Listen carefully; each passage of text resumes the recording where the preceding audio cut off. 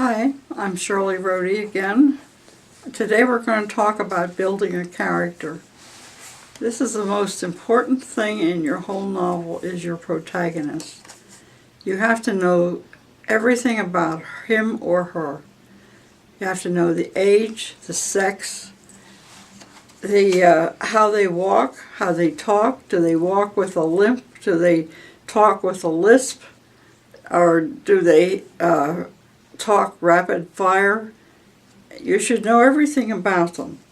You know the color of their hair, their eyes, their skin, something about their posture, whether they're overweight or underweight, or whether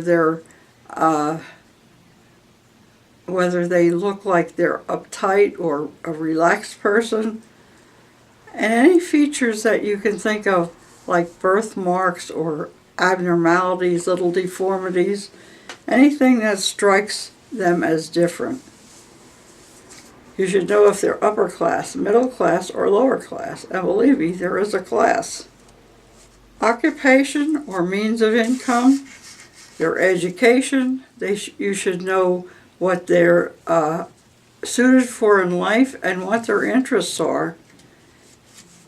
Whether they had good parents, kind and loving, or mean-spirited parents that were domineering and demanding. You should also know their religion, their politics, and their hobbies, if they have any. You should know more about the character than you know about yourself. You should also know their moral standings, their frustrations, their moods, their abilities when they're mad, if they have good taste, and how they would react to any situation, whether it's good or bad. You have to make them come alive. Make yourself a list of these features and explore your main character through that. Other characters in your novel may be main characters, but never as glaringly important as the protagonist. The secondary characters, you should just know their flaws and their shortcomings or their good points. But they don't have to be explored in the same depth as your main character. You should be able to say what the character wants out of this book, what they hope to achieve or find out, and make it that character's efforts that result in the outcome. In other words, if it's a detective story or police story, don't have a policeman come up with the answer and say, this is who did it or who done it. And that way, when the situation looks hopeless, you have highs and lows as you go, and they look the most hopeless is when your character must jump to the fore and figure it out for him or herself. Your story must revolve around the character, and he or she must be different at the end of the story than they were in the beginning. How to give them new life. You can have them get new insight by talking to another person or visiting a certain place or situation. You should have at least 4 traits off of this list for your protagonist other than the physical ones. A secondary character should only have 1, and the main character must also have negative and positive traits to make them believable. Your assignment for this character building is to make a chart for your own main character, then tell in a paragraph or 2 all about the character, her physical and emotional traits, as well as things that you can think about her being pertinent to the story that you want to write. Next time we'll talk about viewpoint and dialogue. Right on.